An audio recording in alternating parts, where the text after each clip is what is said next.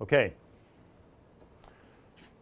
So what I have here is just the first page of this error budget spreadsheet. And I want to just talk about the general construction of it. And then later on you can go to the special topic of just me talking about the spreadsheet, but you won't see me because it'll be me using one of those programs that records my voice over while I'm pointing and clicking and dynamically changing the spreadsheet. The first thing in all these spreadsheets is make sure you read at the top how the thing works. For example, here I'm using the units of millimeters. So I'm entering everything in millimeters. You know, the units of the errors are millimeters, not microns, not kilometers. And the results that will show up in the end for this particular machine, it's an 8-axis machine. And the vector in the end is the vector error between the tooltip and the workpiece where I want to be on it. Assuming I really wanted to be here, it's telling me that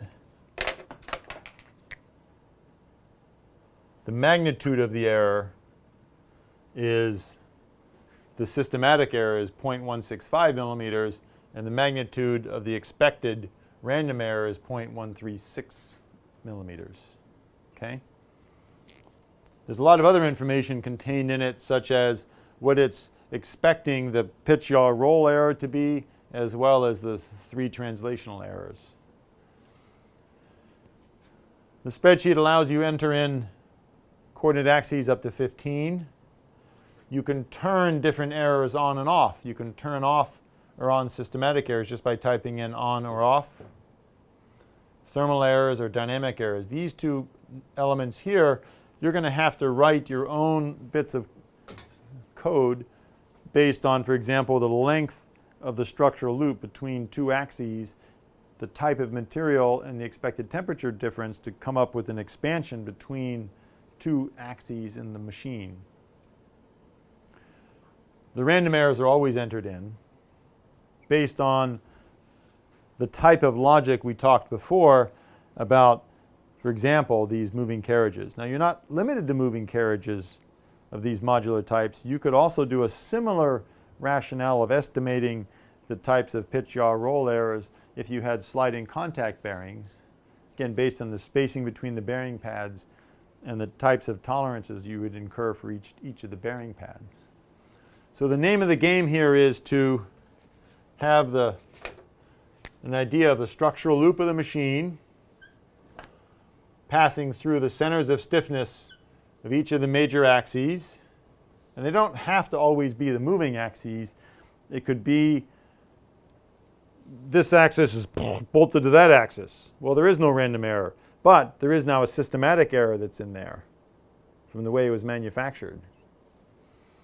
Some of this will be experience. Some of this will be rational, deterministic. Here is the math behind it.